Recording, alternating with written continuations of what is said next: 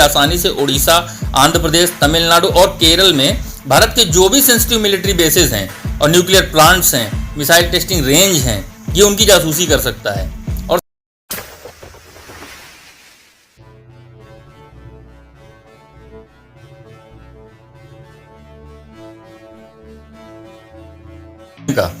जिसने पहले भारत के कहने पर चीन को उसके शिप युआनवांग 5 को अपने पोर्ट यानी हम्बनटोटा पर आने के लिए कुछ वेट करने के लिए बोला था, वही शिप अब हम्बनटोटा पोर्ट पर खड़ा है। तो इसका सीधा सीधा मतलब ये हुआ कि श्रीलंका ने भारत की बात नहीं मानी और भारत के मना करने के बावजूद भी चीन के शिप को हम्बनटोटा पोर्ट पे 16 से 22 अगस्त तक की डॉकिंग परमिशन दे दी गई।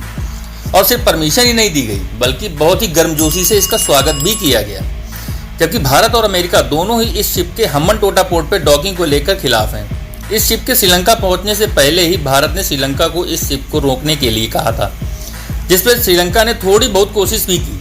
अब ये कहना तो मुश्किल है कि उसने कोशिश की या सिर्फ दिखावा किया। दिखावा मैंने इसलिए कहा कि श्रीलंका का हम्बनटोटा पोर्ट जो है वो चीन ने ही डेवलप किया और बहुत ही चालाकी से उसे 99 सालों की लीज पर भी ले लिया, तो इसे दिखावा ही कहेंगे, क्योंकि अब हम्बनटोटा पे श्रीलंका ज़्यादा कुछ कर नहीं सकता। जहां चीन कहता है कि ये एक स्पेस सैटेलाइट ट्रैकर शिप है जिसका इस्तेमाल रिसर्च से जुड़े कई कामों में होता है, लेकिन इसकी हकीकत ये है कि शिप चीन की आंख और कान की तरह काम करता है और इसी मकसद से ये शिप श्रीलंका के हम्बनटोटा पोर्ट पर पहुंचा है। अब यहाँ पर बात आती है कि भारत क्यों इस शिप के हम्बनटोटा पोर्ट में डॉकिंग के खिलाफ है।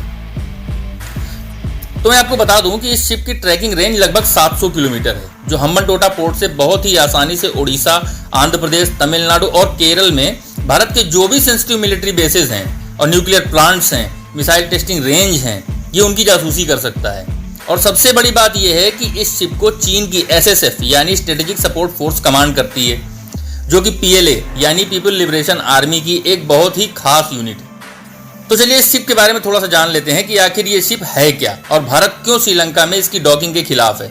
तो दोस्तों सबसे पहले तो ये कि शिप एक ट्रैकिंग शिप है जो कि चीन का 3rd जनरेशन ट्रैकिंग शिप है, या यूं कहे कि ये एक चलता फिरता ट्रैकिंग स्टेशन है। इसे पैराबोलिक ट्रैकिंग एंटीना और कई खास तरह के सेंसर्स लगे हैं। इसका इस्तेमाल सैटेलाइट, बैलिस्टिक मिसाइल्स, रॉकेट्स की लॉन्चिंग को ट्रैक करने के लिए किया जाता है। इसका वजन 23,000 टन है और इसमें 400 सैनिक आराम से आ सकते हैं। चीन ने यह कहा है कि उसके हाईटेक अनुसंधान शिप की जो गतिविधियां हैं, जो भी एक्टिविटीज हैं, उनसे किसी भी देश की सुरक्षा को कोई भी प्रभाव नहीं पड़ेगा।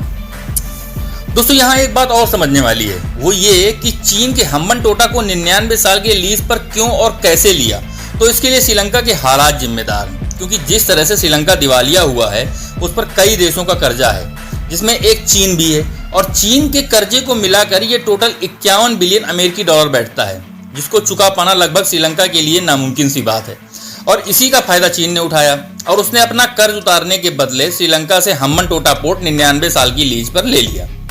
तो दोस्तों चीन का ये स्पाई शिप युआनवांग 5 का श्रीलंका में आना भारत के लिए बड़े खतरे की घंटी है। चीन चाहे कितना भी दावे क्यों ना कर ले कि इससे किसी देश की सुरक्षा को कोई खतरा नहीं होगा वगैरह वगैरह, लेकिन उसकी असल जो साजिश है वो खतरनाक ही होगी, जो अभी नहीं तो इन फ्यूचर देखने को मिल सकती है। क्योंकि चीन जो भी साजिश कर रहा है, श्रीलंका उसकी एक ढाल की तरह काम कर रहा है। क्योंकि चीन का युआनवांग 5 जो शिप इस वक्त श्रीलंका के हम्बनटोटा पोर्ट पर खड़ा है, जहां से वो हिंद महासागर और दक्षिण भारत में होने वाली हर मेजर एक्टिविटी पर नजर रख सकता है। और इसी वजह से ही भारत ने श्रीलंका से ऐतराज जताया था कि वो इस शिप को अपने यहाँ डॉक करने न दे, क्योंकि भारत के दक्षिण से अगर कोई भी सैटेलाइट या मिसाइल लॉन्च की जाती है तो ये शिप उसे डिटेक्ट कर सकता है और इससे भारत की सुरक्षा पर बहुत ही जबरदस्त असर पड़ेगा। और इसी को देखते हुए ही भारत और अमेरिका दोनों ने प्रोटेस्ट किया था। हम्बनटोटा पोर्ट, जिसे बहुत ही मैसिव चीनी कर्जे से डेवलप किया गया है, ये अपनी जगह की वजह से बहुत ही स्ट्रेटेजिक और बहुत ही इम्पोर्टेंट है। और ये शिप की ट्रैकिंग सिस्टम हम्बनटोटा पोर्ट से इंडिया के मिलिट्री बेसिस और कई सेंसिटिव प्लेसेस पर जासूसी करने का प्रयास कर सकता है। भारत ने पहले भी हिंद महासागर और चीनी मिलिट्री शिप्स के बारे में कड़ा रुख अपनाया है, क्योंकि 2014 में भी कोलंबो के एक पोर्ट में चीनी न्यूक्लियर सबमरीन को डॉक करने की परमिशन देने के बाद भारत और श्रीलंका के बीच रिलेशन कुछ ठीक नहीं थे। एक बात और दोस्तों कि चीन इस समय श्रीलंका पर जो भी दबाव डाल रहा है, ये सिर्फ यही नहीं रुकने वाला। अब चीन की तैयारी पाकिस्तान के लिए भी है, क्योंकि पाकिस्तान में चीन का प्रभुत्व इतना बढ़ गया है कि इस्लामाबाद में न केवल वित्तीय बल्कि सैन्य और राजनयिक समर्थन के लिए भी चीन पर निर्भर है। यही कारण है कि चीन ने पाकिस्तान पर उन सैन्य चौकियों के निर्माण की अनुमति देने के लिए दबाव डालना भी शुरू कर दिया है, जहां वह अपने सशस्त्र सैनिकों को तैनात करेगा। क्योंकि पाकिस्तान में चीन ने 60 अरब डॉलर से ज़्यादा का निवेश किया है। वहीं अफगानिस्तान की जो तालिबान सरकार है उसे भी चीन ने भारी मात्रा में कर्जा दिया है। पाकिस्तान के लिए चीन की क्या तैयारी है, क्या करने जा रहा है, ये डिस्कस करेंगे अगले वीडियो में।